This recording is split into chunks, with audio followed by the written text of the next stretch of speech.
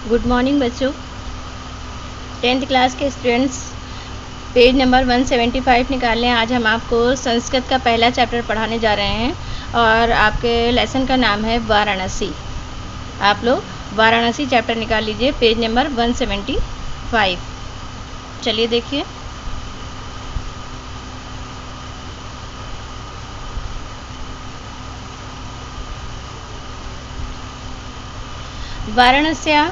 वाराणसी सुविख्याता प्राचीन नगरी।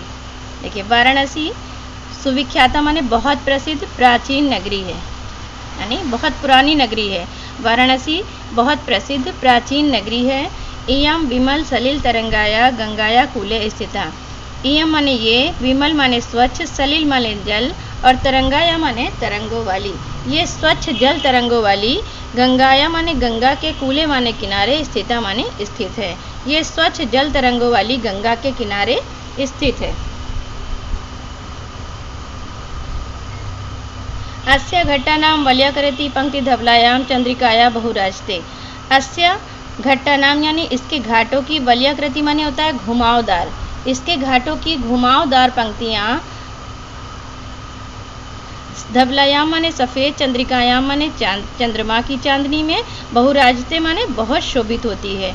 इसकी जो है इसके जो घाटों की, जो उसके घाट बने हुए हैं वाराणसी में गंगा के किनारे, जो उसके घाट हैं उसकी घुमावदार पंक्तियाँ या गोलाकार पंक्तियाँ सफ़ेद चंद्रमा की चांदनी में बहुत शोभित होती है।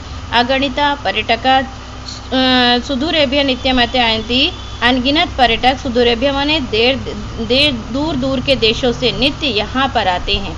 अनगिनत पर्यटक दूर दूर के देशों से प्रतिदिन यहाँ आते हैं। अस्य घट्टानाम शोभा विलोकिमा बहु प्रशंसति, और इसके घाटों की शोभा को देखकर बहुत प्रशंसित होते हैं। एक बार फिर से देख लीजिए। वाराणसी बहुत प्रसिद्ध प्राचीन नगरी है। ये स्वच्छ जल तरंगों वाली गंगा के किनारे स्थित है। इसके घाटों की गोलाकार पंक्ति या घुमावदार पंक्तियाँ सफ़ेद चंद्रमा की चांदनी में बहुत शोभित होती है। अनगिनत पर्यटक दूर दूर के देशों से प्रतिदिन यहाँ आते हैं और इसके घाटों की शोभा को देखकर बहुत प्रशंसित होते हैं, या उसकी बहुत प्रशंसा करते हैं या आनंदित होते हैं। इसके बाद पैराग्राफ 2 देखिए बच्चों। वाराणस्या प्राचीन कालादेव गेह गेह विद्याया दिव्यम ज्योति धूलते।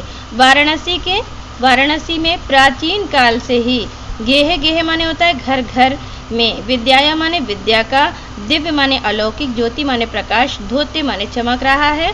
यानी कि वाराणसी में प्राचीन काल से ही घर घर में विद्या का अलौकिक प्रकाश चमक रहा है। अधुना अपि अत्र संस्कृत वाग्धारा सतत प्रवहति। अधुना अपि माने आज भी, अधुना माने आज, अपि माने भी, आज भी यहाँ पर, अत्र माने होता है यहाँ पर, संस्कृत वाग्धारा माने संस्कृत की विचारधारा, वाग माने विचारधारा, यानी संस्कृत की विचारधारा, सतत माने निरंतर, प्रवहति माने प्रवाहित होती रहती है या चलती रहती है। आज भी यहाँ पर संस्कृत की विचारधारा निरंतर प्रवाहित होती रहती है। और जनानाम ज्ञान चा वर्धयति। ये जो चा लिखा हुआ है, चा का मतलब होता है और, यानी इसको, इस चा को यहाँ ले आएंगे। और जनानाम माने लोगों के ज्ञान को, वर्धयति माने बढ़ाती है, और लोगों के ज्ञान को बढ़ाती है। अत्र अनेके आचार्य मूर्धन्य विद्वान वैदिक वाङ्मय अध्ययने अध्यापने च इदानीं निरता।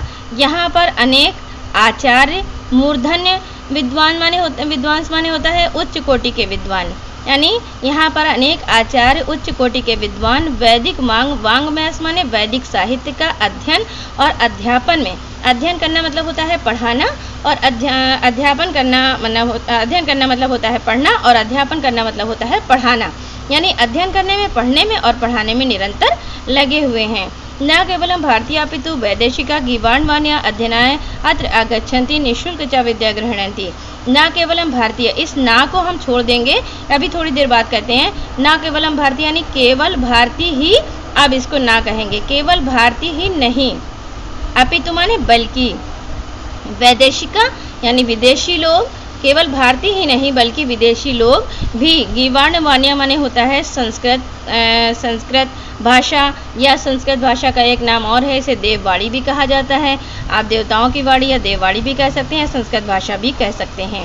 यह तो यहाँ पर आज विदेशी लोग संस्कृत का अध्ययन करने के लिए अत्र आगच्छन्ति माने यहाँ आते हैं और निःशुल्क च विद्या गृह्णन्ति और निःशुल्क विद्या ग्रहण करते हैं।